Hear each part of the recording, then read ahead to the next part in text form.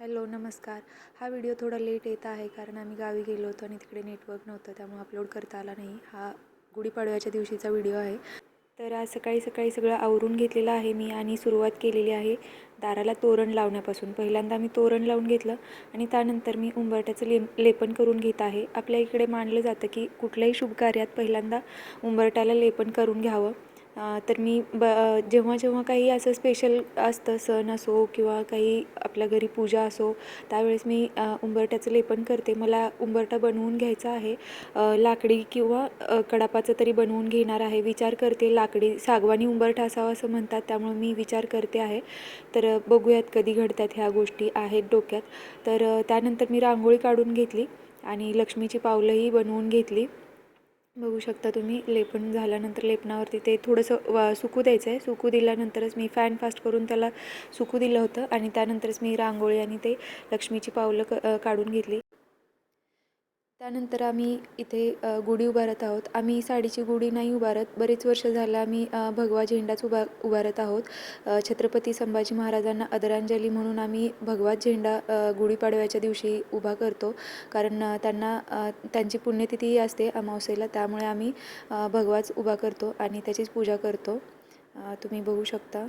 त्यानंतर उंबरठ्याची लेपन केल्यानंतर आपण उंबरठ्याचीही पूजा करून घ्यायला हवी. हळदी कुंकू वाहून, फुलं वगैरे वाहून रांगोळीचीही पूजा करून घेते मी.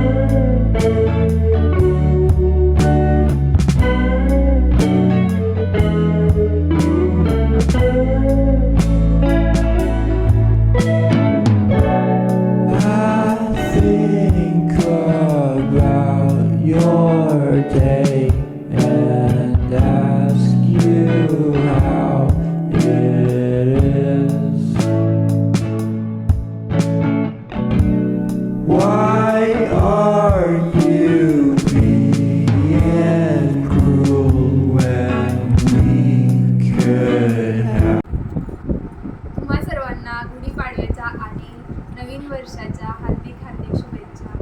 तर आता आज आमच्या सोसायटीमध्ये लेझिम आहे.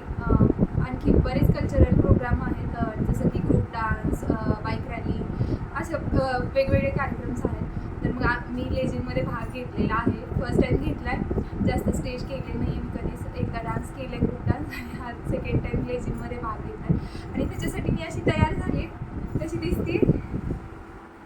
मी रेडीमेड काष्टा नाही घातला, कारण मला तो गोळा घातल्यासारखं वाटत होतं. गोळा घातला होता, त्यामुळे मी हा 6 वारीचा 9 वारी काष्टा घातलेला आहे. झाले मी रेडी. आता निघूयात आपण. इकडे सगळेजण पोहोचलेले आहेत. इकडे काय तयारी झालेली आहे बघूयात आपण.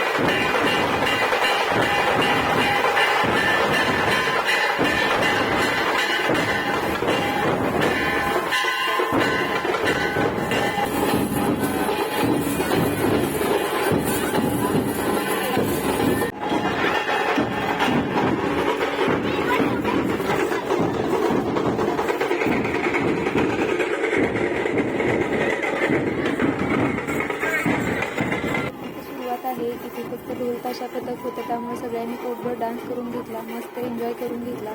आमचा मेन परफॉर्मन्स पुढे आहे, तुम्हाला आता दिसेल.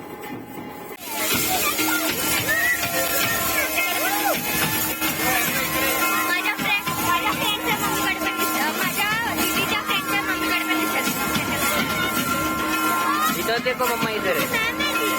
हाँ बैठो इधर, इधर बैठो। हाँ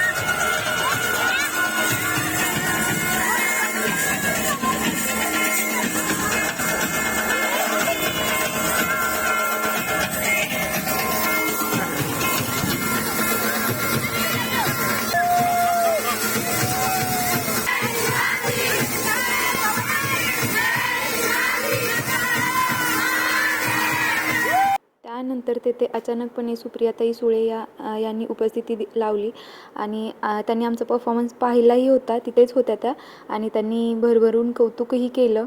तर पहिल्यांदा परफॉर्म केला मी आणि त्यात एवढ्या मोठ्या व्यक्तीकडून कौतुकही झालं, त्यामुळं मला खूप छान वाटतं आहे. त्यानंतर आम्ही घरी आलो, कपडे वगैरे काढले, चेंज करून आम्ही लगेच बस पकडली आणि आम्ही गावी निघालो होतो. गावी जायचं होतं आम्हाला. बसमध्ये तुम्ही बघू शकता मनूची मस्ती चाललेली होती, तिला खूप छान वाटत होतं गावी चाललो आहे म्हणून. आणि आजचा व्लॉग मी इथेच थांबवते. तुम्हाला कसा वाटला हा नक्की सांगा, माझा परफॉर्मन्स कसा वाटला नक्की सांगा. आवडला असेल तर लाईक करा, शेअर करा आणि माझ्या चॅनलला आतापर्यंत सबस्क्राईब केलं नसेल तर प्लीज सबस्क्राईब करा. मी परत भेटते तुम्हाला नवीन व्हिडिओमध्ये. तोपर्यंत बाय बाय.